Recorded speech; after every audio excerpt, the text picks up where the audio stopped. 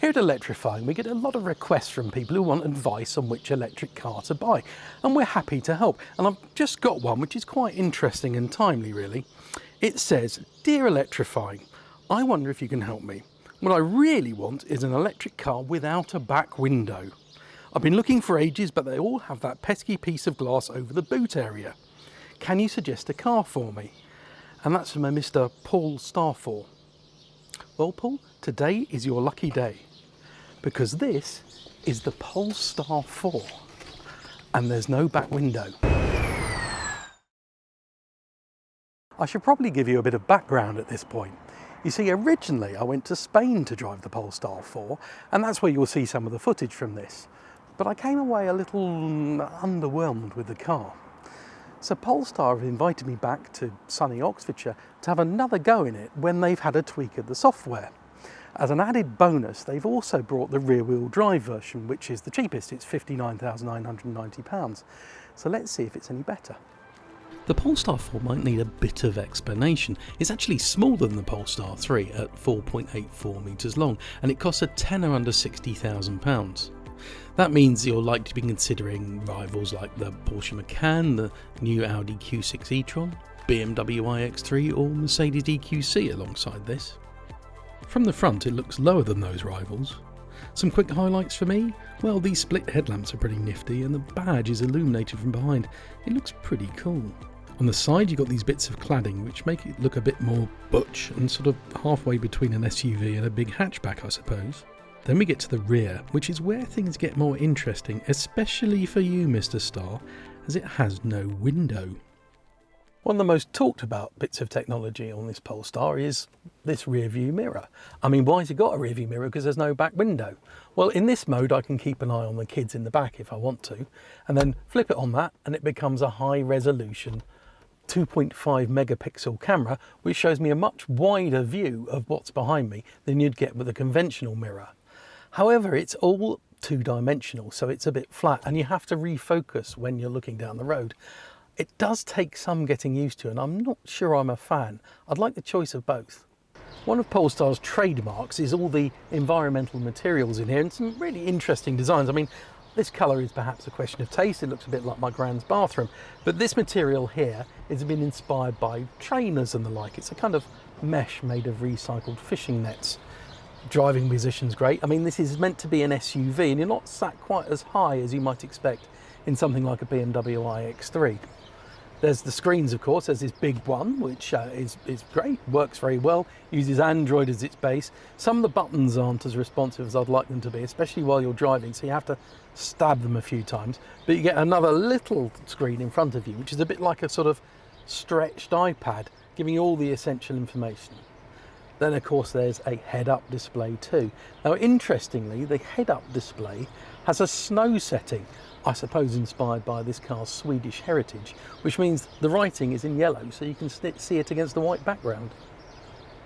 I've been playing around with some of the gadgets in here, and they're quite interesting. So, in modes here, I've got animal mode. Now, I know Tesla drivers will be used to this, but it keeps the interior temperature cool and shows people a big message that tells them that your pet is okay in here.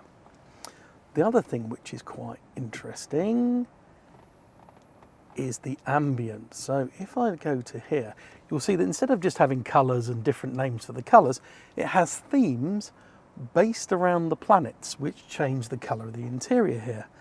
Now, I've gone for Uranus. Uranus is blue. The back seats are really the best seats in the house for me. A lot of cars have the backseat passenger as kind of a second-class citizen, but certainly not in here. All the material quality is exactly the same, and there's loads of room. This is with the seat completely back, and look how much knee room I've got.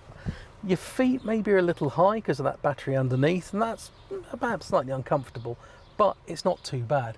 And you've got this enormous glass roof, giving you a really airy feel. If you look behind you, there's nothing, of course, because there's no back window.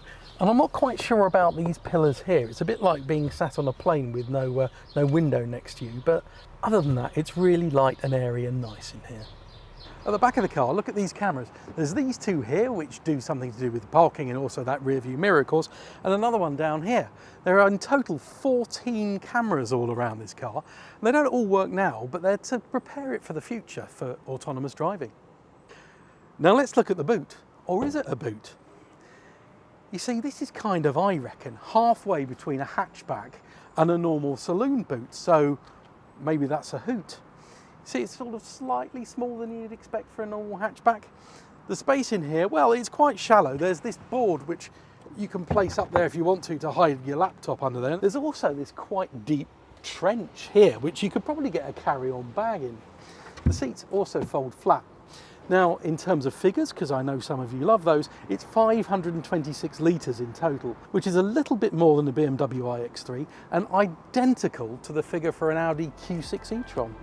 There's a 100 kilowatt-hour battery with 236 brake horsepower in the twin motor version, or exactly half that for the single motor, which makes sense, I suppose. There's a performance pack available, but unlike the other Polestars, it doesn't actually give you any more performance.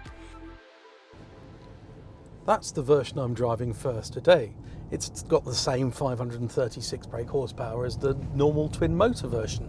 What it does get are bigger 22-inch wheels, bigger brakes at the front and computer-controlled suspension.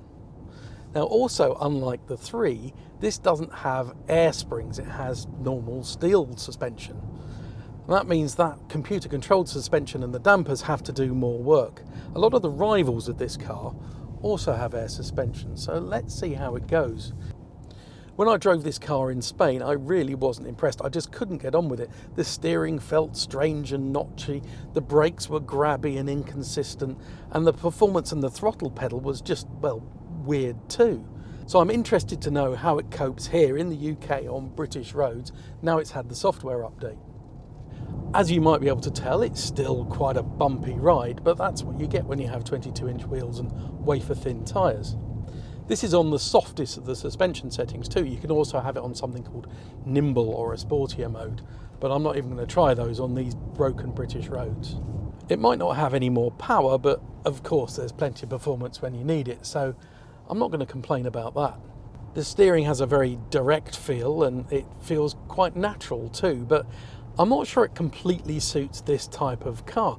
It needs to be more relaxing. It gets a bit fidgety on the motorway or on small lanes like this when you're constantly making small corrections. With the performance pack, you also get bigger brakes. Now that's great, obviously, because it means you can stop faster, but the software still isn't quite right. So sometimes they just don't know what to do and they grab on if you're, like, for example, coming up to a junction.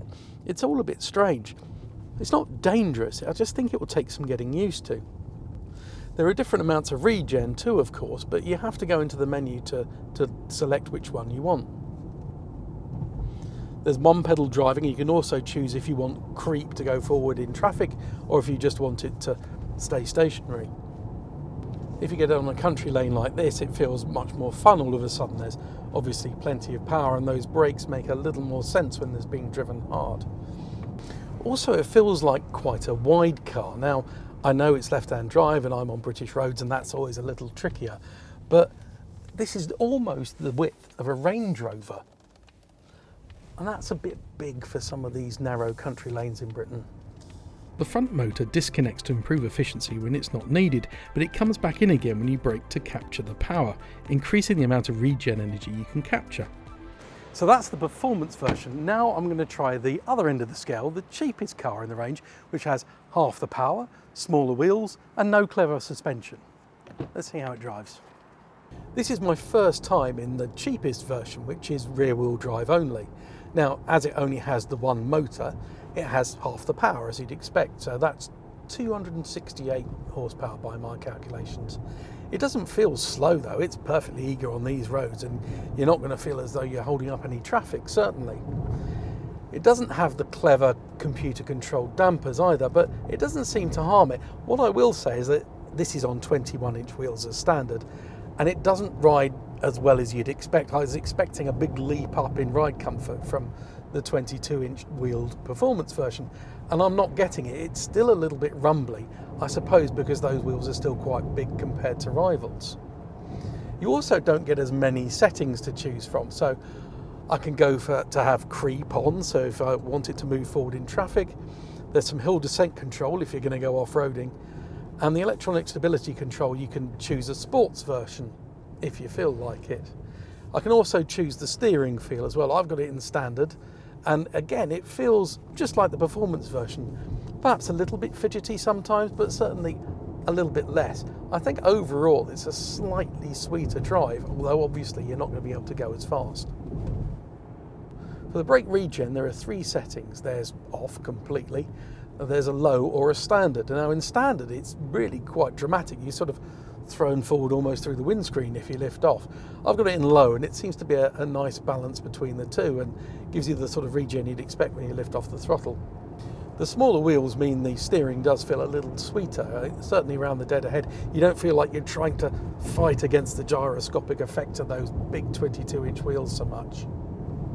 Now this version doesn't have the trick computer-controlled dampers of the performance pack, but generally they seem to have chosen it quite well. I mean, it's not as refined as I'd like, but there's a good compromise between sportiness and refinement.